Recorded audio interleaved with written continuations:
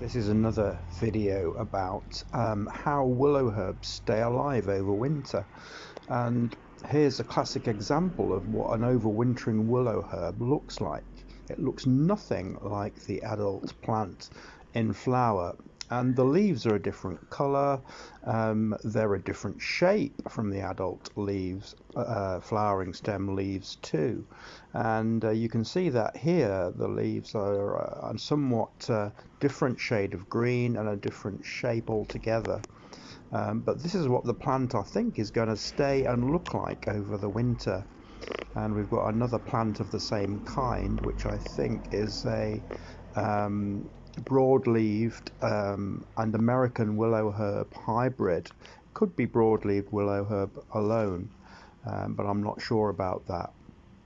But there are a lot of these plants growing around here, but notice that the leaves are still on the flowering stem, and I think this is an important factor for the perennation of these willow herbs.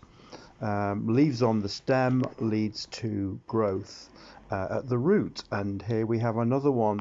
This is far behind in its growth, but you can see there are still a few living leaves on the stem. But this plant is growing underneath the soil, suggesting that the leaves are growing from the root here before they've emerged. And as I say, these plants do tend to grow at different times. Here's another example of why a plant needs living leaves on the stem in order to generate the overwintering rosette. These plants here are cultivated. Leaves at the top results in rosettes, overwintering rosettes at the base. Plants that don't have leaves at all don't produce rosettes, and here are a couple of stems that haven't. Okay, here we have a seedling plant that's only a couple of months old, and here you can see the overwintering rosettes are already starting to grow. So this plant hasn't flowered at all, it's just produced a short leafy stem, and I think this plant may well be a hybrid. But here we've got hoary willowherb, Epilobium parviflorum, seedlings just a few months old, already producing the overwintering rosettes.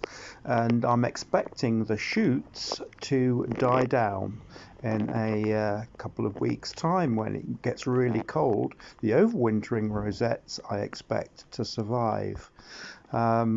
But we'll just have to see. These, I say, these plants all come from seed.